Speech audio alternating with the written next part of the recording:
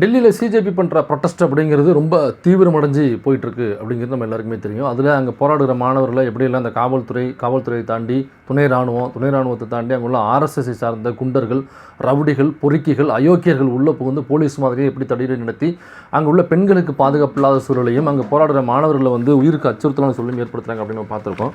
அதே மாதிரி இப்போ தமிழ்நாட்டுக்குள்ளே அந்த போராட்டத்துக்கு ஆதரவாக தமிழ்நாட்டில் பெருவாரியாக நிறைய இடத்துல பார்த்தீங்கன்னா எஸ்எஃப்ஐ மாணவர்கள் களத்தில் குதிச்சிருக்காங்க. அது மட்டும் இல்லை, இன்றைக்கி திராவிடர் விடுதலை கழகத்தை சார்ந்த மாணவர்கள் அவங்க ஆர்ப்பாட்டம் பண்ணியிருக்காங்க. இது மாதிரி பல அமைப்புகள்லேருந்தும் ஆர்ப்பாட்டம் போயிட்டுருக்காங்க. இல்லை, பெருவாரியாக எஸ்எஃப்ஐ சார்ந்த மாணவர்கள் தமிழ்நாடு முழுக்க பரவலாக அந்த ஆர்ப்பாட்டத்தை பண்ணிட்டு இருக்காங்க. இப்போ டெல்லியில் போராடுற மாணவர்களை எப்படி அந்த அரசாங்கம், எப்படி அமித்ஷா தலைமையிலான அந்த போலீஸ் படை உள்ளே புகுந்து எப்படி ரவுடித்தனத்தை ஏவுகிறதோ அதேமாதிரி தமிழ்நாட்டுக்குள்ளே போராடுகிற எஸ்எஃப்ஐ மாணவர்கள் மீது ஒரு ரவுடித்தனத்தை ஏவி இருக்கிறது விஜய் தலைமையிலான தாவேகா அரசு. பொதுவாக ஒரு போராட்டம் நடக்கும் பொழுது பிஜேபி என்ன சொல்லுவாங்கன்னா, காலிஸ்தான் தீவிரவாதிகள் உள்ளே புந்துட்டாங்க, பாகிஸ்தான் தீவிரவாதிகள் உள்ளே புந்துட்டாங்க, சமூக விரோதிகள் உள்ளே புந்துட்டாங்க அப்படின்னு சொல்லுவாங்க. அப்போ அவங்களோட தூண்டுதலின் பெயரில் இந்த போராட்டம் நடக்குது அப்படின்னு சொல்லுவாங்க.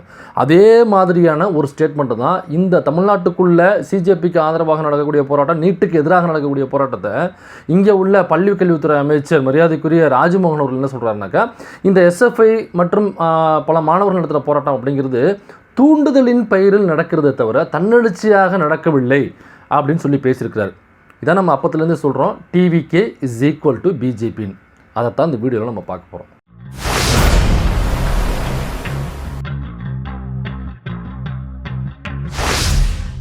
டெல்லியில் சிஜேபிக்கு ஆதரவாக பல நடிகர்கள் நேரடியாக போய் தங்களுடைய ஆதரவு தெரிவிச்சிருக்காங்க. குறிப்பாக நான் பிரகாஷ் ராஜ் அவர்கள், நடிகர் கிஷோர் அவர்கள், அப்புறம் ஹிந்தி நடிகை ஒருத்தவங்க ஏதோ சப்னா ஆஷ்மியா ஏதோ ஒரு பேர் நினைக்கிறேன், பேர் சரியாக மறந்துட்டேன், அவங்களாக இருக்கட்டும், நசருதீன் ஷா அவர்களாக இருக்கட்டும், அப்புறம் நடிகை அபிராமி அவர்கள் அவங்க ஆதரவு தெரிவிச்சிருக்கிறாங்க. அது மட்டும் இல்லாமல் மூன்றாவது தலைமுறை சிஎம்மாக வரக்கூடிய பிரதீப் ரங்கநாதன் அவர்களும் தன்னுடைய ஆதரவை தெரிவிச்சிருக்கிறாரு. அப்புறம் இவங்க பிரீத்தி சிந்தா நித்யா ஆதரவு தெரிவிச்சிருந்தாங்க. அப்புறம் பும்ரா அவருடைய மனைவி ஆதரவு தெரிவிச்சிருக்காங்க. இப்படி நிறைய டொவினோ தாமஸ் ஆதரவு தெரிவிச்சிருக்காரு. இப்படி பல நடிகர்கள் தங்களுடைய ஆதரவு தெரிவிச்சிருக்காங்க. பல நடிகர்கள் நேரடியாகவே களத்தில் போயும் அங்கே நின்றுட்டு இருக்காங்க. ஆனால் தமிழ்நாட்டினுடைய சிட்டிங் சிஎம்மாக இருக்கக்கூடிய சிஎம் விஜய் அவர்கள் தான் இதை குறித்து தெளிவான ஒரு கண்டனத்தையோ தெளிவான எதிர்ப்பையோ தெரிவிக்காமல், நேரடியாக போகாமல் உட்காந்துருப்பது பார்த்திங்கன்னா சிட்டிங் சிஎம் இது வரைக்கும் சரியான எதிர்ப்பை தெரிவிக்கலை. அது மட்டும் இல்லாமல் இவருக்கு அப்புறம் அடுத்த தலைமுறை சிஎம்மாக இருக்கக்கூடிய தனுஷ் அவர்கள் இது குறித்து வாயவே திறக்கலை. தனுஷுக்கு அப்புறம் சிஎம்மாக வரக்கூடிய சிவகார்த்திகேயனும் இது குறித்து வாய் திறக்கலை.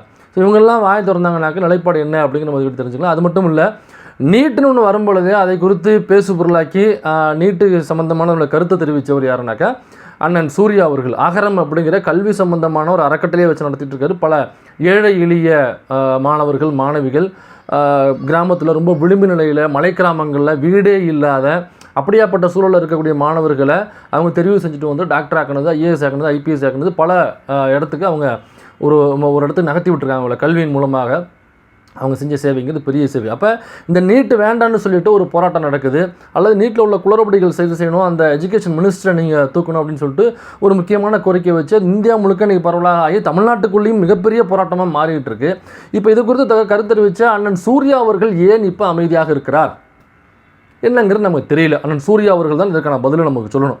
அது மட்டும் இல்லாமல் நீங்கள் இப்போ சில ஃபோட்டோஸ் உங்களுக்கு வருது பாருங்கள். இந்த ஃபோட்டோஸ் எல்லாமே டெல்லியில் எடுக்கப்பட்ட ஃபோட்டோஸ் கிடையாது. இது எல்லாமே தமிழ்நாட்டுக்குள்ளே சென்னைக்குள்ளே எடுக்கப்பட்ட ஃபோட்டோஸ். இப்போ சிஎம் அவர்கள் சார்பாக ஒரு ட்வீட் ஒன்று போடப்பட்டுச்சு. அந்த ட்வீட்டில் என்ன சொன்னாங்கன்னாக்கா, தலைநகரில் ஜனநாயகம் நசுக்கப்படுகிறது, ஒடுக்கப்படுகிறது, இதை தாவேகா வன்மையாக கண்டிக்கிறது அப்படின்னு போட்டாங்க. அது எந்த தலைநகரம்னு போட்டாங்கன்னா பார்க்குறவங்களுக்கு ரொம்ப தெளிவாக புரியும் அப்படின்னு ஆதம் திருச்செங்கா அவர்கள் ட்வீட் போட்டிருக்காரு. அது உண்மைதான். அப்போ எனக்கா டெல்லியில் என்ன ஜனநாயகத்துக்கு எதிரான ஒடுக்குமுறை நடைபெறுதோ, என்ன சவால்கள் நடைபெறுதோ, அதே மாதிரி அதுக்கு சற்றும் குறைவாக தான் தமிழ்நாட்டினுடைய தலைநகரமாக இருக்கக்கூடிய சென்னைக்குள்ளேயும் அதே ஒடுக்குமுறை ஜனநாயகத்துக்கு எதிராக நடைபெறுது. அப்போ அங்கே ஜனநாயகத்துக்கு எதிராக நடைபெறதுங்கிறத நீங்கள் கண்டிக்கிறீங்க. ஆனால் நீங்கள் ஆளுகிற தமிழ்நாடு ஸ்டேட்டுக்குள்ளே உள்ள தலைநகரமான சென்னை தலைநகரத்துக்குள்ளேயும் அதே ஒடுக்குமுறை தானே போராடுறவங்களுக்கு தான் நடைபெறுது. குறிப்பாக போராடுறது யாருனாக்க பெரும்பாலும் எஸ்எஃப்ஐ மாணவர்கள் தான் போராடுறாங்க. அவங்க மீது தான் பாதிப்பு.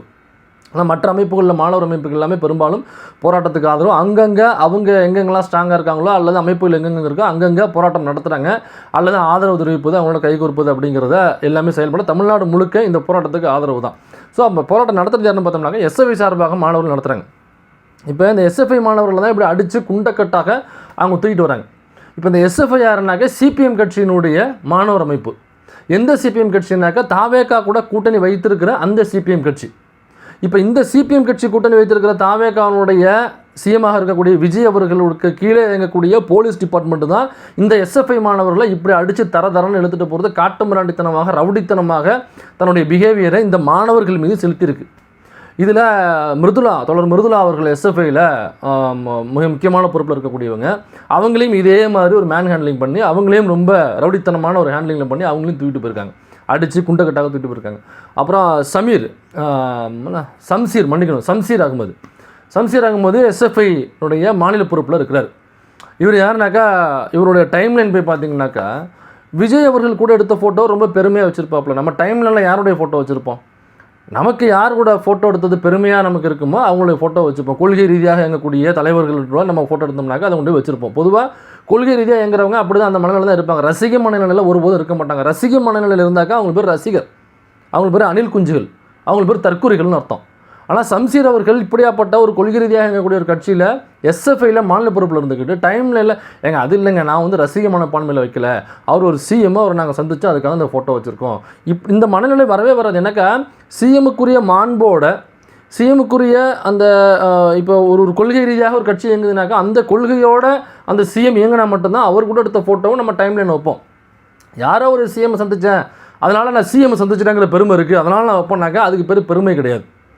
இப்போ எடப்பாடி பழனிசாமி அவர்களை சந்திக்கிற வாய்ப்பு கிடைச்சிருனாக்கா அதை பிடிச்சி கொண்டு போய் நம்ம டைம்லைன் வைப்போமா? ஓபிஎஸ் சிஎமாக இருக்கும் பொழுது அவரை சந்திக்கிற ஒரு வாய்ப்பு கிடைக்குது, அதை கொண்டு போய் நம்ம டைம்லைன் வைப்போமா? அல்லது மோடிஜியை சந்திக்கிற வாய்ப்பு கிடைக்குது, நான் பிரைம் மினிஸ்டர் சந்திச்சிட்டேன், பெருமையாக கொண்டு போய் டீப்பில் வைப்போமா? அப்போ விஜய் அவர்களை சந்தித்ததை அவ்வளோ பெருமையாக டைம்லைன் வச்சுருக்கிறாருனாக்கா அவர் என்ன மனநிலை இருக்கிறார் அப்படிங்கிறது அவர் தான் புரிஞ்சுக்கணும். இப்போ அவர் போராடும் பொழுது அவருக்கும் இதே மாதிரியான கொடூர தாக்குதல்கள் அவருடைய சட்டெல்லாம் கிழிஞ்சு அவரை வந்து உடல் ரீதியாக தாக்குதல் பண்ணி அந்த போராட்ட காலத்தில் எனக்கா பெட்டிஷன் கொடுத்து தான் அவங்க போராட்டம் பண்ணுறாங்க. அதை சம்சிதனை வந்து நேராக சொல்கிறாப்புல, அவர் பேட்டிலேயே சொல்கிறாப்புல, தீக்குதல் நடந்த வீடியோவில் அதை பதிவு பண்ணியிருக்காப்புல. அப்போ சம்சீர் வந்து சொல்கிறாப்புல, நாங்கள் பெட்டிஷன் போட்டு தான் பண்ணுறோம், ஆனாலும் இந்த அரசாங்கம் எங்களை இவ்வளவு அராஜக போக்கில் கைது கொண்டாந்து இப்போ வச்சிருக்கு அப்படிங்கிறத பதிவு பண்ணுறாப்புல. அப்போ இப்போ நம்மக்கிட்ட சம்சீர்கிட்ட சில விமர்சனம் இருக்குங்கிறது வேறு.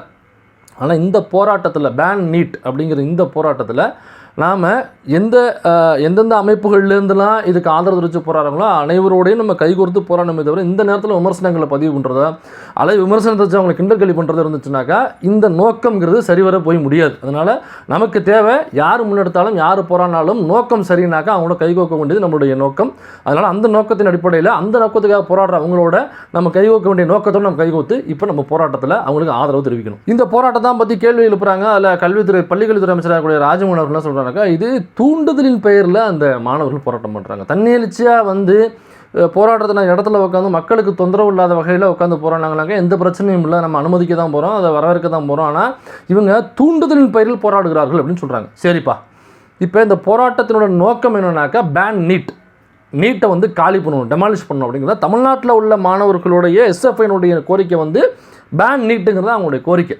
இப்போ இந்த பேன் நீட்டுங்கிற கோரிக்கையோட இப்போ தாவேக அரசு உடன்படுதில்லை. எனக்கு ட்வீட்டில் தான் சொல்கிறாங்க, நாங்கள் நீட்டுக்கு எதிரானவர்கள், அதனால தான் அனிதா சாகும் பொழுது அங்கே போய் விஜய் அவர்கள் உட்காந்துட்டு வந்தாப்புல. அப்போ பேன் நீட்டுங்கிறது அவங்களுடைய கோரிக்கைன்னா அந்த கோரிக்கையை ஒட்டி ஒரு மாணவர் அமைப்பு உட்காந்து போராடுது அப்படின்னாக்கா அவங்க தூண்டுதலின் பெயரில் செயல்படுறாங்கனாக்கா யாருடைய தூண்டுதலின் பெயரில் இந்த போராட்டம் ஒருவேளை தூண்டுதலாக இருக்கும் பட்சத்தில் யாருடைய தூண்டுதலின் பெயரில் இந்த போராட்டம் நடைபெற்றிருக்கும் சொல்லுங்கள்.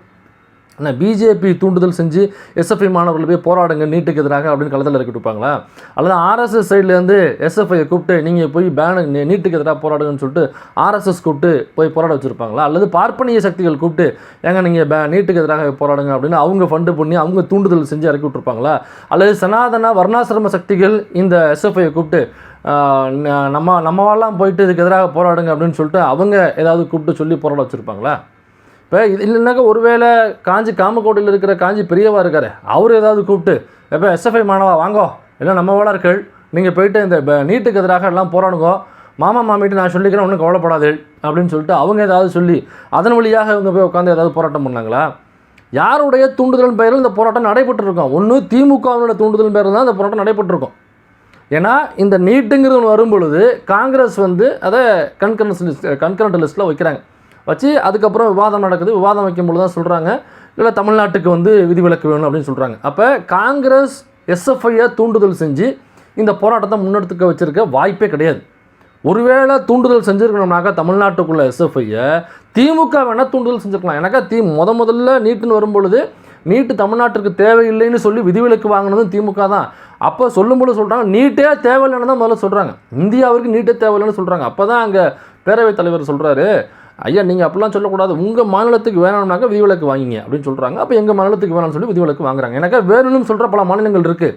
அப்போ அவங்களுக்கு வேணும்னாக்கா அவங்க எடுத்துகிட்டு போட்டது, அதுக்கு நீங்கள் வேணான்னு சொல்கிறீங்க. நீங்கள் உங்கள் மாநிலத்தில் உள்ள மக்கள் ஓட்டு போட்டு உங்களுக்கு தேர்ந்தெடுத்திருக்காங்க. இப்போ ராஜஸ்தான்லேயோ மகாராஷ்டிராலையோ மத்திய பிரதேசலையோ நீங்கள் எலெக்ஷனில் நிற்கலை. அப்போ உங்கள் தொகுதிக்கு உங்களுடைய பகுதிக்கு உங்கள் மாநிலத்துக்கு வேணும்னாக்கா வேணான்னு சொல்லுங்கள், அது விவாதத்துக்கு உட்பட்டது அப்படின்னு சொல்லிட்டு தான் அவங்க விதிவிலக்கு வாங்கிட்டு வர்றாங்க. அப்போ ஆரம்பத்துலேருந்து நீட்டுக்கு எதிரான மனநிலை திமுக கட்சிக்கு மட்டும்தான் இருக்குது. அப்போ இதை ஒருவேளை தூண்டுதல் செஞ்சிடும்னாக்கா திமுக எஸ்எஃப்ஐயை தூண்டுதல் பண்ணி தான் களத்தில் இறக்கி விட்டுருணும். அப்படி இல்லைனாக்கா காங்கிரஸ் கூட வச்சுக்கலாம். அப்போ காங்கிரஸும் திமுகவை தான் தூண்டி விட்டு இதை பண்ணிருக்காங்க சொல்கிறீங்களா நீங்கள்? அப்போ இப்போ இந்த கம்யூனிஸ்ட் கட்சியும் திமுகவும் கூட்டணியில் இல்லை.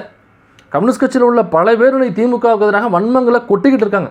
ஐயா சுரா சண்முகம் அவர்களாக இருக்கட்டும், இல்லைனாக்கா ஐயா சு வெங்கடேசன் அவர்களாக இருக்கட்டும், அல்லது ஐயா தமிழ்ச்செல்வன் லியோ தமிழ்ச்செல்வன் அவர்களாக இருக்கட்டும், தமிழ்ச்செல்வன் அவர்களாக இருக்கட்டும், இன்றைக்கி திமுகவின் மீது மட்டுமல்ல பெரியாரின் மீதே வன்மத்தை வக்கரத்தை கொட்டக்கூடிய இடத்துக்கு நகர்ந்துருக்காங்க.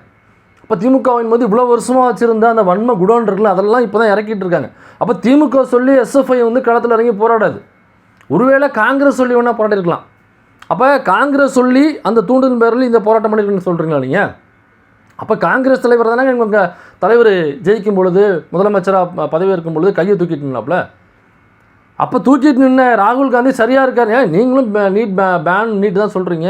இப்போ காங்கிரஸுக்கு தூண்டுதல் போட்டுச்சுனாக்கா நல்ல விஷயம் தானே. நீட்டுக்கு எதிராக ஒரு அமைப்பு இறங்கி போராடுது, தமிழ்நாட்டுக்குள்ளே பெரிய ஒரு தாக்கத்தை ஏற்படுத்துது அப்படின்னாக்கா அதை யாரோ தூண்டி விட்டுருக்காங்கனாக்கா நல்ல விஷயத்துக்கு தானே தூண்டி விட்டுருக்காங்க. ஏதோ தூண்டி விட்டது. இப்போ இந்த நீட்டுக்கு எதிராக போராட்டம் பண்ணுறதுங்கிறது சமூக விரோத செயலா, இல்லை பயங்கரவாத செயலுக்காக போராடுறாங்களா, அல்லது தீவிரவாத செயலை நியாயப்படுத்தி ஏதாவது போராடுறாங்களா, அல்லது சமூகத்துக்கு தேவையில்லாத ஒரு விஷயத்துக்காக அதை கொண்டு வரணும்னு சொல்லிட்டு போராடுறாங்களா?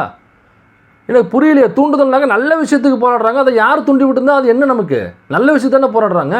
நீங்கள் ஆதரிச்சுட்டு போக வேண்டியதானே, அதுக்கு எது கைது பண்ணுறீங்க? இவ்வளவு ரவுடித்தனமாக இப்படி கைது செய்ய வேண்டிய சூழல் எங்கிருந்து வருது? அப்போ யாரோ தூண்டுதலின் பெயரில் இவர்கள் செயல்படுறாருன்னு சொல்கிற இதே ராஜமோகன் அவர்கள் இந்த ஏன்னா இந்து முன்னணியினுடைய தூண்டுதலின் பெயரில் இதே தாவேக அரசு திருப்பரங்குன்ற ஃபைல்ஸ் அப்படிங்கிற ஹிந்து முஸ்லீமனுடைய ஒற்றுமையை பேணி காக்கிற அந்த சமூக நல்லிணக்கத்தை பேணி காக்கிற ஆவணப்படத்தை ஹிந்து முன்னணியின் தூண்டுதலில் நீங்கள் அதை ஷோ பண்ணக்கூடாதுன்னு சொன்னீங்கல்ல. இப்போ அங்கே உங்களுக்கு தூண்டுதல் இருந்துச்சா இல்லையா? அதை நீங்கள் என்றைக்காவது ஒத்துக்கிறீங்களா? இப்போ அந்த தூண்டுதல் மட்டும் ஒத்துக்க மாட்டார். அது சமூகத்துக்கு விரோதமான ஒரு செயல். எது இந்து முன்னணி சொல்கிற செயல், இந்த படத்தை வெளியிடக்கூடாதுங்கிறது சமூகத்துக்கு விரோதமான செயல். அந்த சமூகத்துக்கு விரோதமான மத நல்லிணத்துக்கு எதிரான இந்து முன்னணியுடைய கோரிக்கையை தூண்டுதலை நீங்கள் ஏற்றுக்கிட்டு செயல்படுறது தான் தவறே தவிர, இங்கே ஒருவேளை இந்த போராட்டத்துக்கு பின்னாடி வேறு ஏதோ ஒரு கட்சிகள் இருக்குது, அவங்க தூண்டுதல் பேரில் செயல்படுறாங்க. நல்ல விஷயம் தானே பாஸ். ஒரு நல்ல விஷயத்தை ஒருத்தவன் தூண்டுறான்னாக்கா அவன் நல்லவன் தானே. இது எப்படி நீங்கள் குற்றச்சாட்டம் முதல்ல சுமத்துவீங்க? இப்போ தூண்டுதல் பேருன்னு சொல்கிறாருல, இதுதான் டிவிகே = பிஜேபின்னு சொல்கிறாங்க. எந்த போராட்டம் நடந்தாலும் சரி பிஜேபி என்ன பண்ணணும்னாக்கா, இது காலிஸ்தான் தீவிரவாதிகளுடைய தூண்டுதலின் பெயரில் இந்த விவசாயிகள் போராட்டம் நடக்கிறது, பாகிஸ்தான் தீவிரவாதிகளுடைய தூண்டுதலின் பெயரில் இந்த போராட்டம் நடக்கிறது, அப்புறம் சமூக விரோதிகளுடைய தூண்டுதலின் பெயரில் இந்த போராட்டம் தமிழ்நாட்டுக்குள்ளே நடக்குது, அப்புறம் மதவாத சக்திகளுடைய தூண்டுதலின் பெயரில் இந்த போராட்டம் நடக்குது. எல்லாத்துக்குமே பாருங்கள், விவசாயிகள் போராட்டத்தில் அவ்வளவு கொச்சைப்படுத்தினாங்க. யாரோட தூண்டுதலின் பெயரில் நடக்குது, தூண்டுதலின் பெயர்னு சொல்லிட்டு அங்கு போராடுகிற போராளிகளை இழிவுபடுத்தினார்கள், விவசாயிகளை இழிவுபடுத்தினாங்க. அதே மாதிரி தான் இவங்களும் இப்போ சொல்கிறாங்க. இப்போ மட்டும் இல்லை, இதுக்கு முன்னாடி விவசாயிகள் போராடும் பொழுது தமிழ்நாட்டுக்குள்ளே தாவேக அரசு வந்ததுக்கப்புறம் ஏப்பா கடன் தள்ளுபடி முழுசாக பண்ணுறேன்னு தானே சொல்லி நீ ஓட்டு கேட்டால் அதனால் தம்பி உன்னை நம்பி நாங்கள் ஓட்டு போட்டோம். ஆனால் இப்போ என்ன சொல்கிறீங்கனாக்கா, இல்லை நாங்கள் இவ்வளவு தான் தர முடியும் எங்களால் அப்படின்னு சொல்கிறது அது அயோக்கியத்தனம் இல்லையா தம்பி? அப்போ இது தவறு இல்லையான்னு சொல்லிட்டு அவங்க போராட்டத்தில் குதிக்கிறாங்க. அப்போ என்ன சொல்கிறாங்க சம்மந்தப்பட்ட மினிஸ்டர், இல்லை விவசாயிகள் ரொம்ப மகிழ்ச்சியாக இருக்காங்க, அவங்க ஜனநாயகம் படத்துக்கு எப்படி விவசாயி டிக்கெட் எடுக்க க்யூவில் வந்துட்டு ரொம்ப மகிழ்ச்சியாக இருக்காங்க, இந்த போராட்டத்தில் இறங்கியிருக்கிறதா விவசாயிகள் கிடையாது, இது எதிர்க்கட்சியினுடைய தூண்டுதலில் இது செயல்படுறாங்க அப்படின்னு சொன்னாங்க. இப்போ என்ன சொல்கிறாங்கனாக்கா, இந்த மாணவர்கள் அப்போ விவசாயிகளை கொச்சைப்படுத்தினாங்களா இழிவுபடுத்தினாங்களா, இப்போ இந்த மாணவர்களை போராடும் மாணவர்களை இளைஞர்களை கொச்சைப்படுத்துது இந்த தாவேக அரசு. என்ன சொல்கிறாங்க, தூண்டுதலின் பெயரில் செயல்படுகிறார்கள், இது கொச்சைப்படுத்துறது இல்லையா? அப்போ தூண்டுதலின் பெயர்னாக்கா அப்போ எஸ்எஃப்ஐ மாணவர்களுக்கு சுத்தமாக அறிவு கிடையாது, சிந்திக்கிற திறன் கிடையாது, அவங்களுக்கு சுயமாக சிந்திக்கிற செயலே கிடையாது அவங்களுக்கு. அவங்க இந்த மாதிரி யாராவது சொன்னாக்கா காசு வாங்கிக்கிட்டு சோஃபா வாங்கிக்கிட்டு இவங்க வந்து களத்தில் குதிக்கக்கூடியவங்க அப்படின்னு யார் இழிவுபடுத்துகிறா? ராஜ்மோகன் அவர்கள் சொல்கிறதுடைய உள்நோக்கம் அது தானே. அதை நீங்கள் டீகோட் பண்ணிங்கன்னாக்கா அதானே மேட்ரு. தூண்டுதல்னு பேர்கள் அவங்க செயல்படுறாங்கனாக்கா அப்போ அதுக்கு தானங்க அர்த்தம். இப்போ யார் அசிங்கப்படுத்துகிறா? எஸ்எஃப்ஐயோ சிபிஎம்ஐயோ யார் சோஃபா மாடல்னு சொல்லிட்டாரு, சோஃபா மாடல்னு எங்களே சொல்லிட்டாரு. இப்போ அவர் அதான் சொல்கிறாப்புல மறைமுகமாக. தூண்டுதல் பேர்னாக்கா என்னதுக்கு அர்த்தம்? யார்கிட்டே காசு வாங்கிட்டு போராடுறாங்க. இதே தான் இதில் மதமும் மதமாற்றம் புத்தகத்தில் எங்கள் ஐயா எழுச்சி தமிழர் ஆசான் அவர்கள் எழுதியிருக்கிறாரு. அது குறித்து சட்டமன்றத்தில் வந்து வாதங்கள் நடக்கும் பொழுது அப்போ சொல்கிறாரு, நம்ம மாகாரா அவர்கள் சொல்கிறாரு, எம்ஜிஆர் அவர்கள் சொல்கிறாரு, ஒட்டுமொத்தமாக மதம் மாறிட்டாங்க அப்படின்னு கேள்வி கேட்குறாங்க. எல்லாருமே இஸ்லாத்துக்கு மாறிட்டாங்க இந்து மதத்துலேருந்து. இப்போ சாதி தீண்டாமை அதிகமாக உங்கள் ஆட்சியில் நடக்குது அப்படின்னு சொல்லி கேட்கும் பொழுது, இல்லை அவங்க வந்து ரொட்டி துண்டுக்காக மதம் மாறினார்கள். அப்போ வெளிநாட்டில் உள்ள மதமாற்ற சக்திகளுடைய தூண்டுதலின் பெயரில் அவர்களுடைய பணத்துக்கு ஆசைப்பட்டு அவர்கள் காட்டுகிற ஆசைக்கு இணங்கி அவங்க வந்து அதாவது இந்த பதவி தர்றேன், உங்களுக்கு இவ்வளோ பணம் தர்றேன் அப்படின்ற ஆசை வார்த்தைகளுக்கு விலை போய் அந்த தூண்டுதல் பேர் தான் மதம் மாறுறாங்க அப்படின்ற அன்றைய விஜயாக இருந்த எம்ஜிஆர் அவர்கள் சட்டமன்றத்தில் அதான் சொன்னாப்புல. அதைத்தான் இன்றைக்கி அவர் சொல்லிட்டு இருக்காப்புல. தூண்டுதலின் பேர். சரிங்க, எனக்கு ஒரு கேள்வி வேணாக்கா, தூண்டுதலின் பேரில் நடக்கிறதுனே வச்சுக்கோ, அதில் என்ன தவறுன்னு நான் கேட்குறேன். தூண்டுதலின் பேரில் நடந்தாக்கா இதில் என்ன தவறு இருக்குது? தூண்டுதலின் பேரில் ஒரு நல்லவன் ஒரு பயங்கரவாதியாக மாற்றப்படுறான் அப்படின்னாக்கா அது தவறு. அது எப்படின்னாக்கா நம்ம யஷ்வந்த் ஷிண்டே அவர்கள் சொல்கிறாரு, ஆர்எஸ்எஸ்னுடைய முன்னாள் நிர்வாகி, முழு நேர ஊழியராக இருந்தவர். அவர் வாக்குமூலத்தில் பேசியிருக்காப்புல. எனக்கா இந்த மாதிரி இந்தியா முழுக்க ஆர்எஸ்எஸ் கேடர்ஸ் எல்லாரையும் பிடிச்சி மண்டையை கழுவி அந்த வெடிகுண்டு பொருட்கள்லாம் அப்படி தயாரிக்கிறது, அப்புறம் அப்படி வெடிக்க வைக்கிறது, வெடிச்சதுக்கு அப்புறம் அதை தூக்கி அப்படி இஸ்லாமியர்கள் பேரில் பழிய போடுறது, அதை எப்படி சோஷியல் மீடியா அவங்கள வச்சு இப்படி பரப்பி விடுறது அந்த பொய்யை அப்படிங்கிறத எங்களுக்கு வந்து அந்த தூண்டுதலை எங்களுக்குள்ளே ஏற்படுத்தினாங்க. அதை வந்து பிரெயின் வாஷ் பண்ணி எங்களை தயார்படுத்தினாங்க. எனக்கு அதில் விருப்பம் இல்லை, நான் வெளில வந்துட்டேன்னு சொல்லிட்டு அவர் நேரடியாகவே வாக்குமூலம் கொடுத்துருக்குறாப்புல. இப்போ இந்த மாதிரி தூண்டுதல்கள் செய்கிற இந்து முன்னணியையோ, இந்த மாதிரி தூண்டுதல் செய்கிற மற்ற ஆர்எஸ்எஸ்னுடைய அடிவருடிகளையோ ஆர்எஸ்எஸ்ஸையோ இவங்க தூண்டுதல் பேரில் செயல்படுறாங்கன்னு சொல்லிட்டு ஒருபோதும் இந்த தாவேக அரசு இந்த ஆர்எஸ்எஸ்ங்கிற பெயர் எடுத்தது கிடையாது. இந்த மாதிரி யாராவது தூண்டுதல் பண்ணாக்கா அது நம்ம தவறுன்னு சொல்லலாம். நல்ல விஷயத்துக்கு எப்பா படிங்க, ஒழுங்காக படிங்க, படிப்புக்கு எதிராக எவன் வந்து சொன்னாலும் அதை கேட்காதீங்க அப்படின்னு ஒரு தூண்டுதல் பண்ணுறானாக்கா, அல்லது படிப்பே காலி பண்ணுறதுக்கு ஒருத்தன் அவன் வேலையை பார்க்குறான்ப்பா, அது நம்ம எதிராக போராடணும்னு சொன்னோம்னா சொல்லி தூண்டுதல் பண்ணி அவங்கள போராட்டத்தில் நடக்குனாக்கா அது நல்ல விஷயம் தானே பாஸ். பெரியார் கொள்கை தலைவர்னு சொல்கிறீங்க. பெரியார் என்ன பண்ணார்? குலக்கல்வி திட்டம் வரும்பொழுது மக்கள்கிட்ட தூண்டுதல் பண்ணார். என்ன தூண்டுதல் பண்ணார்? குலக்கல்வி திட்டம் வந்துச்சுனாக்கா நம்மளால் படிக்க முடியாது, திரும்ப நம்ம செருப்பு தைக்கிறவங்க செருப்பு தான் தைக்கணும், மூட்டை தைக்கிறவங்க பிள்ளை மூட்டை தான் தூக்கணும், பணம் செய்கிறவங்க பிள்ளை பணம் தான் செய்யணும், அப்போ திரும்ப தூய்மை பணி வேலை செய்கிறவங்களுடைய பிள்ளை தூய்மை பணி வேலை தான் செய்யணும். அப்போ இதெல்லாம் போகணும்னாக்கா அந்த கல்வி குலக்கல்வி முறை அப்படிங்கிறது வரக்கூடாது, அது புதிய கல்விக் கொள்கை அப்படிங்கிற பேர்லாம் இப்போ கொண்டு வந்தாங்கன்னு நினைக்கிறேன். அப்போ இவர் குலக்கல்வின்றதுக்கு பேர் வச்சார். அவள் அதை வரக்கூடாதுன்னு தூண்டுதல் பண்ணி இந்தியா முழுக்க தூண்டுதல் பண்ணி பேசி இந்தியா முழுக்க மக்களை போராட்டத்தில் இறக்கி அதை கொண்டு வரணும்னு ஒத்த காலில் நின்ன ஐயா ராஜாஜி அவர்களை முதலமைச்சர் பதவி வேண்டாம்னு ரிசைன் பண்ணிட்டு கொல்லைப்புறம் பக்கமாக ஓட வைத்தவர் ஐயா பெரியார் அவர்கள். அப்போ இந்த இப்போ இந்த கல்விக்கு எதிராக ஏங்க நீட்டுங்கிறது நம்ம டாக்டரே படிக்கக்கூடாது அப்படிங்கிறத நீட்டு கொண்டு வர்றாங்க. அதுக்கு எதிராக அப்போ குலக்கல்விக்கு எதிராக போராட்டமும் இந்த நீட்டுக்கு எதிராக இன்றைக்கி போராடுற போட்டமும் ஒன்று தான். அப்போ இந்த போராட்டத்தை தூண்டுதல் பேருன்னு சொல்லிட்டு ஐயா ராஜ்மோகன் அவர்கள் இவ்வளவு இழிவாக கொச்சைப்படுத்துகிறாங்க போராடுற மாணவர்கள் அப்படின்னாக்கா, அப்போ பெரியாரையும் சேர்த்து தான் ஒரு கொச்சைப்படுத்துறாரு. இதில் சொல்கிறாப்புல, முன்னாடி ஒரு டிபேட்டில் பேசும்பொழுது நான் திடலிலிருந்து வளர்ந்தவன் அப்படின்னு சொல்கிறாப்புல. திடலிருந்து வளர்ந்த லட்சணம் இதுதானே? ஏன்னா ஐயா ராஜ்மோகன் அவர்கள் முன்னாடி வீடியோ போட்டிருக்காப்புல, புதிய கல்விக் கொள்கையை ஆதரித்து வீடியோ போட்டிருக்காப்புல.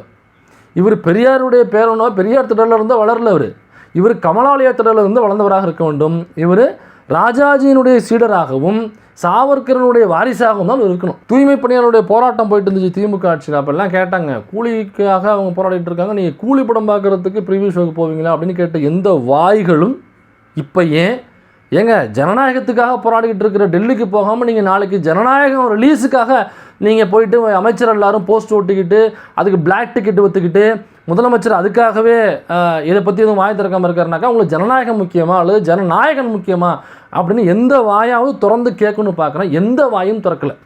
ஏன் எந்த வாயும் திறக்கலை? அப்போ இதை மடைமாற்றத்துக்கு தான் அறிவை விட்டு ஒரு ட்ராமாவா? ஏன்னா அறிவு உள்ளே போய்ட்டு வந்த உடனே ஒரு போஸ்ட் போடுறாப்புல, அதில் நான் விஜய் அவர்களை சந்திக்கவில்லை, ஆதவர்ஜுனா தான் சந்தித்தேன், அதில் கோரிக்கைகளை வைத்தேன். கோரிக்கைகளை வச்சிங்கன்னா முடிஞ்சு போச்சா பாஸ்? அவங்க என்ன பதில் சொன்னாங்கன்னு சொல்லுங்கள், இல்லை மிரட்டினாங்களா அதை வெளில சொல்லக்கூடாதுன்னு. இப்போ கோரிக்கை வச்சிங்க, அதெல்லாம் முடிஞ்சு போச்சு அந்த போராட்டம். பேன் நீட்டாக பேன் பண்ணிட்டாங்க. விஜய் நேரடியாக வீடியோ போட்டு பேசிட்டாப்புல, எல்லாம் நேரடியாக களத்துக்கு டெல்லிக்கு போயிட்டாப்புல ஆதரவு தெரிவிக்கிறதுக்கு. அவர் நேரடியாக டெல்லிக்கு போனாக்கா எவ்வளோ பெரிய எஃபெக்டிவாக இருக்கும் அந்த சிஎம் போனாக்கா, ஏன் போகலை? இதை கேள்வி கேட்டோம்னா உடனே நம்ம விசிகாவில் உள்ள இணையதளவாசிகள் இருக்காங்க பாருங்கள். பாருங்கள் எல்ஓபி ஏன் போகலன்னு கேட்டீர்களா, ஸ்டாலின் போகவில்லை என்று ஏன் கேட்டீர்களா?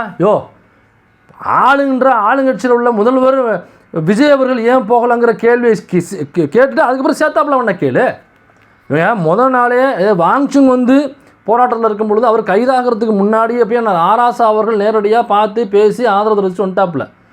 கனிமொழி அவர்கள் நேரடியாக ஸ்பாட்டுக்கு போயிருக்காங்க. திமுக கட்சியில் 2 முக்கிய பெரும் புள்ளிகள் நேரடியாக களத்தில் போய் ஆதரவு தெரிவித்து உட்காந்து பேசிட்டு ப்ரொட்டஸ்ட்டில் பங்கெடுத்துருக்காங்க. இதை விட ஆனால் தாவேக்காவில் வந்து இதுவரை ஒரு நபர் கூட போகலை. அதை கேட்க துப்பு இல்லை. அங்கேருந்து வந்துட்டாங்க. எல்ஓபி ஏன் போகலை, ஸ்டாலின் ஏன் போகலை, இவர் ஏன் போகலை, அவர் ஏன் போகலை. எப்பா சொம்பு அடிக்கலாம், தப்புடைய சொம்பு நெளிகிற அளவுக்கு அடிக்காதீங்க. இந்த தாவேக்காவுக்கு சொம்பு அடிக்கிற யாராக இருந்தாலும் சரி, நீங்கள் அடிக்கிற சொம்புங்கிறது தாவேக்காவுக்கு அடிக்கிற சொம்பு இல்லை, அது ஆர்எஸ்எஸ்க்கு அடிக்கிற அப்பட்டமான சொம்பு, பாஜகவுக்கு அடிக்கிற பயங்கரமான சொம்பு. அதோட இன்னொரு விஷயம், அந்த பழியை தூக்கி போகிறது பாருங்கள். பிஜேபி பாருங்கள், என்ன நடந்தாலும் பழியை தூக்கி நேரு தான் காரணம், காங்கிரஸ் தான் காரணம், நேரு தான் காரணம், காங்கிரஸ் தான் காரணம். அப்படியே தமிழ்நாட்டுக்குள்ளே வாங்க, எது நடந்தாலும் திமுக தான் காரணம், ஸ்டாலின் தான் காரணம், திமுக தான் காரணம், ஸ்டாலின் தான் காரணம். இதனால தான் நம்ம திரும்ப சொல்கிறோம், இது ஒரு பிஜேபி மாடல். டிவிக்கு இஸ் ஈக்குவல் டு பிஜேபிக்கு எதிரான மிகப்பெரிய போராட்டம் போயிட்டுருக்கு. நேரடியாக விஜய் போய் பிஜேபிக்கு எதிரான மனநிலை கொண்டவர் அப்படிங்கிறது உண்மையாக இருக்கும் பட்சத்தில், அம்பேத்கருடைய பேரன் இவர் தான் அப்படின்னு சொல்லிட்டு எங்களுடைய ஆசான் எழுச்சி தமிழர் அவர்கள் விஜயை பார்த்து சொன்னது உண்மையாக இருக்கும் பட்சத்தில், கொள்கை தலைவர் பெரியார் அப்படின்னு சொன்னது உண்மையாக இருக்கும் பட்சத்தில், நேரடியாக எந்நேரம் பிஜேபி கவர்மெண்ட்டுக்கு எதிராக அவ்வளோ பெரிய அலை திரண்டு வந்துட்டு இருக்கு, அவ்வளோ பெரிய எதிர்ப்பு மனநிலை வந்துகிட்டு இருக்கு. பெரிய போராட்டம் விடுச்சு. ஜென்சி முழுக்க அங்கே தான் உட்காந்துருங்க. அவங்க மட்டும் இல்லை, பெற்றோர்கள் குழந்தைகளோட போய் உட்கார ஆரம்பிச்சிட்டாங்க. ஏன்னாக்கா என் குழந்தையோட எதிர்காலம் வேணுங்கன்னு சொல்கிறாங்க. இப்போ இந்த போராட்டம் இப்படியாக மாறி இருக்கு. அனைத்து நடிகர்களும் போய் இப்போ உட்காந்துருக்காங்க. இந்த நடிப்பை வச்சே சிஎம்மான நீங்கள் ஏன் போகலன்னு நான் கேட்குறேன். நீட்டுக்கு எதிராக அனிதா வீட்டில் போய் உட்காந்து விஜய் இன்னைக்கு ஏன் அங்கே போய் உட்காரல? நீட்டுக்கு எதிராக ஜனநாயகத்துக்கு எதிரான ஒரு ஒடுக்குமுறை நடக்குதுன்னு சொன்ன விஜய் ஜனநாயகம் ரிலீஸு தள்ளி போட வேண்டி தானே? உங்கள் மாநிலம்ங்க, நீங்கள் தாங்க ஆட்சி செய்கிறீங்க. எப்பா ஜனநாயக ரிலீஸ் நீ கிடையாது. முக்கியமான மேட்ரு நடந்துகிட்டு இருக்காங்க. ஒரு நாட்டினுடைய தலையெழுத்தையே மாற்றக்கூடிய முக்கியமான மேட்ரு நடந்துகிட்டு இருக்கு. அதனால் தயவு செஞ்சு ஜனநாயக ரிலீஸை ஒரு வாரம் தள்ளி போடுங்கன்னு சொன்னாக்க என்ன தொண்டர்கள் கேட்க மாட்டாங்களா? நட்டமாயிடுமா? ஆயிட்டு போகுது. உங்கள்ட்ட தான் அவ்வளோ கோடிகள் இருக்குல்ல, தூக்கி கொடுங்க. என்ன அப்போ இந்த ஜனநாயகம் படம் ரிலீஸுக்காக தான் அப்போ அந்த படத்தினுடைய ப்ரொடியூசரை நீங்கள் டெல்லியினுடைய பிரதிநிதியாக கொண்டு போய் போட்டிங்களா? டெல்லியினுடைய பிரதிநிதியாக போட்டதுக்கு அப்புறம் ஒரு டீல் பேசி இந்த படத்தோட ரிலீஸ் டேட்டை ஃபிக்ஸ் பண்ணுறாரு அப்படின்னு எடுத்துக்கலாமா? நாங்கள் இதேமாதிரி ப்ரெஸ் மீட் பண்ணாத 2 பேர் யாருனாக்கா மோடி அவர்களும் இங்கே விஜய் அவர்களும். எதுக்கு ப்ரெஸ் மீட் பண்ண மாட்டேங்கிறீங்க? எந்த பிரைம் மினிஸ்டர், எந்த சிஎம் ப்ரெஸ் மீட் பண்ணாமல் இருக்காங்க? எதுக்கு ப்ரெஸ் மீட் பண்ண மாட்டேங்கிறீங்க? ஏன்னா கேள்வி எழுப்புனா பதில் சொல்லுங்கள். நீங்கள் லஞ்சத்தை எதிர்த்து, ஊழலை எதிர்த்து, சாதிய மனநிலைக்கு எதிராக, அப்புறம் மத பிரிவினத்துக்கு எதிராக நீங்கள் நடவடிக்கை எடுக்கிறீங்கல்ல, எடுத்து ஒன்று சரி பண்ணுறீங்களே, அந்த ஸ்டேட்டஸ் என்னங்கிறத நீ சொல்லுங்கள். அவ்வளோதாங்க ப்ரெஸ் மீட்டு. அதை சொல்கிறதுக்கு உங்களுக்கு என்ன கூச்சம்? அதை சொல்கிறதுக்கு உங்களுக்கு ஏன் இவ்வளவு பயம்னு நான் கேட்குறேன். ஏன்னாக்கா இந்த நடவடிக்கைகள் எதுவுமே அவங்க செய்யலை. இதற்கு ஆதரவான நடவடிக்கைகள் தான் செஞ்சுட்ருக்காங்க. அதாவது இந்த ஆணவ படுகொலைக்கு எதிராக சட்டம் இயற்றுவதற்கு இந்த அரசாங்கம் துணை போகவில்லை. அண்ணன் வன்னியரசு அவர்கள் உள்ளே இருந்தாலும் இந்த அரசாங்கம் துணை போகலை.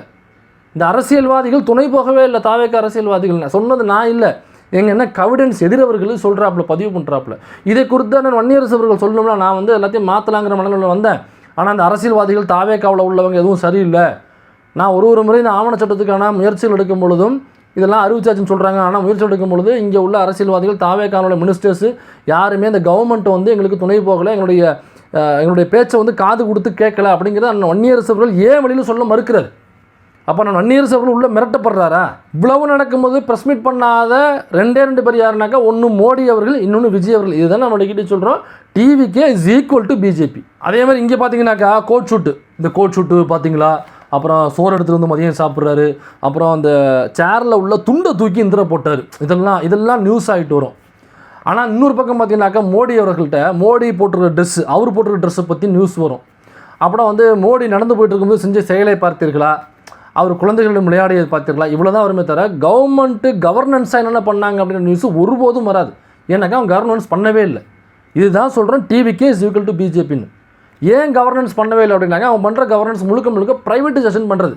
பிஜேபி வந்ததுக்கு அப்புறம் ப்ரைவேட்டைசேஷன் பண்ணுறதுக்கே ஒரு அமைச்சரை போட்டாங்க. ஒரு அமைச்சகம் போட்டு ப்ரைவேட்டைசேஷன் பண்ணுறது கவர்மெண்டோடைய செக்டர்லாம், அதுக்கு ஒரு ப்ரைவேட்டைசேஷன் அமைச்சர். அதே மாதிரி தான் இன்றைக்கி பாருங்கள், இவங்க வந்ததுக்கப்புறம் ஏர்போர்ட் முழுக்க ஃப்ளைட் சர்வீஸ் முழுக்க ப்ரைவேட் ஆக்கினாங்க. யார்?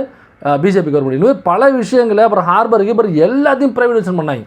அதே மாதிரி தாவேக்கா பாருங்கள், இப்போ சூயஸ் அப்படிங்கிற நிறுவனத்துக்கிட்ட கோயம்புத்தூர் இந்த கொங்கு மண்டல பகுதியில் உள்ள தண்ணி விஷயங்களை வந்து வாட்டர் பிரச்சனையை வந்து எல்லாமே சூயஸ் அப்படிங்கிற ஒரு ப்ரைவேட் நிறுவனம்.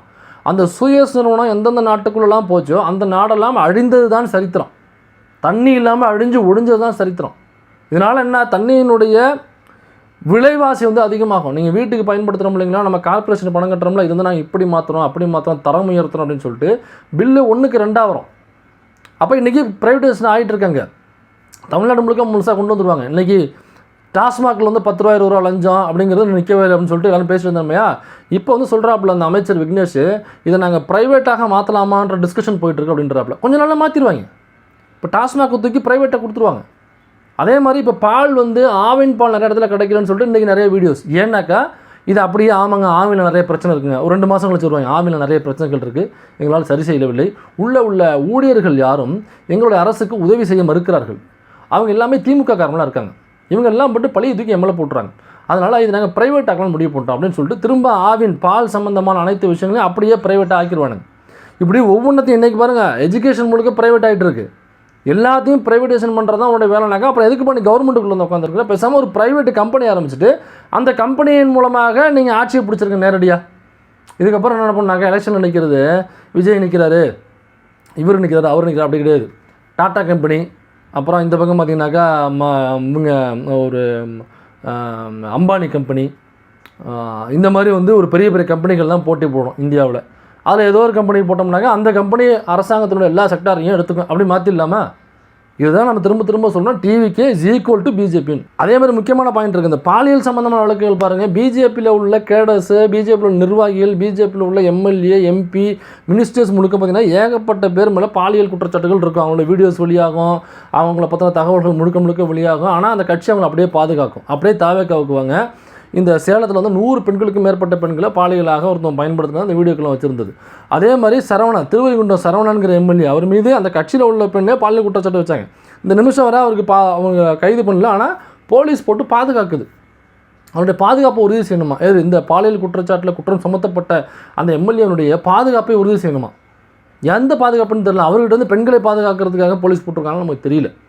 அப்போ இப்படியா நீங்கள் இந்த பாலியல் குற்றச்சாட்டு முழுக்க பாருங்கள். தாவேக்க நிர்வாகி இந்த வீட்டுக்குள்ள நுழைஞ்சிட்டான், தாவேக்க நிர்வாகி அந்த வீட்டுக்குள்ள நுழைஞ்சிட்டான், தாவேக்க நிர்வாகி ஏற்கனவே கைதான ஒருத்தவன் ரிலீஸ் ஆகிருக்கான், ரிலீஸ் ஆகி திரும்ப 100 பொண்ணு மேலே வந்து பாலியல் ரீதியாக இது பண்ண பார்த்தாங்க, திரும்ப அவனை அடித்து போட்டிருக்காங்க, அடித்து போலீஸ் ஒப்படைச்சிருக்காங்க. அப்போ இந்த தாவேக்காங்கிற முழுக்க பாலியல் குற்றவாளிகள் எல்லாரும் யாருன்னு பார்த்தீங்கன்னாக்கா தாவேக்கா நிர்வாகிகள், தாவேக்காவில் உள்ள எம்எல்ஏ, தாவேக்காவில் உள்ள முக்கிய பொறுப்பாளர்கள். இப்போ இவங்கெல்லாம் காப்பாற்றுறது தான் இவங்க வேலையாக பார்த்த மாதிரி தாவே காப்பாற்று. இதே தான் பிஜேபி பண்ணும். இந்த பாலியல் குற்றச்சாட்டில் அதிகமாக குற்றச்சாட்டப்பட்டது 2 கட்சிகள் தான், ஒன்று பிஜேபி, இன்னொன்று டிவிகே. அதனால தான் நம்ம சொல்கிறோம் TVK is equal to BJP. ஆனால் இவ்வளவும் நடக்குதில்ல, இந்த எம்ஜி, அந்த ஸ்குவாடு, இந்த soldiers, A to day soldiers, இந்த இவங்கெல்லாம் இப்போ எங்கே பண்ணானுங்க? இதை பற்றி வாய் திறக்கணுமா இல்லையா, பேசணுமா இல்லையா? வாயில் எந்த வாழைப்பழத்தை தூக்கி சொருவி வச்சுருக்காங்கன்னு நம்ம அப்படி தான் கேட்கணும். ஏன்னா இதெல்லாம் இன்னும் கொஞ்ச நாளில் நமக்கு பார்லிமெண்ட் வேர்ட்ஸாக மாறிடும். அதனால் நம்ம பீ போட வேண்டிய அவசியம் இருக்காது. ஏன்னா எல்லாமே ஒரு நம்பிக்கை தான். ஏன்னா இவர்கள் மீது உள்ள நம்பிக்கையில் நாம் சொல்கிறோம். விரைவில் ஏதோ ஒரு கூட்டத்தில் யாரோ ஒரு அரசியல்வாதி பேசலாம், அதன் மூலமாக இந்த வார்த்தைகளும் பார்லிமெண்ட் வேர்ட்ஸில் சேர்க்கறதுக்கான சூழல் கூட வரலாம். அதனால் அந்த வாழைப்பழம் வைக்கிறதுனா ஒன்றும் இல்லை, அவங்க வாழைப்பழம் சாப்பிட்ருக்கோம். நான் பொதுவாக சொல்கிறேன், வாழைப்பழம் வச்சாக்க வாயை அடைச்சிப்படும், வாயை திறக்க முடியாது அப்படிங்கிறதுனால நான் சொல்கிறேன். அப்போ இவ்வளோ பிரச்சனை நடக்கும்போது இந்த என்ஜிஓ, ஏ டு டி நந்தாவோ அல்லது லொட்டு லொசுக்கு மயிறு மண்ணாங்கட்டி தோளான் துருத்தியான் இவங்கெல்லாம் எவனாவது வாய் திறந்தாங்களா? ஓட்டு போடுங்க, ஜனநாயகன் அப்போ தான் மீட்டெடுக்க போகிறோன்னு சொல்லிட்டு அந்த பேண்ட் சட்டையை போட்டு சொக்காயை போட்டு இந்த வரலை காமிச்சவனுக்கு இப்போ இந்த அரசாங்கம் இந்த வரலை காமிச்சிட்டு இருக்கு. இப்போ வாய் திறப்பாங்களா? இந்த போராட்டத்தில் தாவேக்காவோட நிலைப்பாடு அப்படிங்கிறது இரட்டை நிலைப்பாடு அப்படின்னு நம்ம புரிஞ்சுக்கணும். TVK is equal to BJP.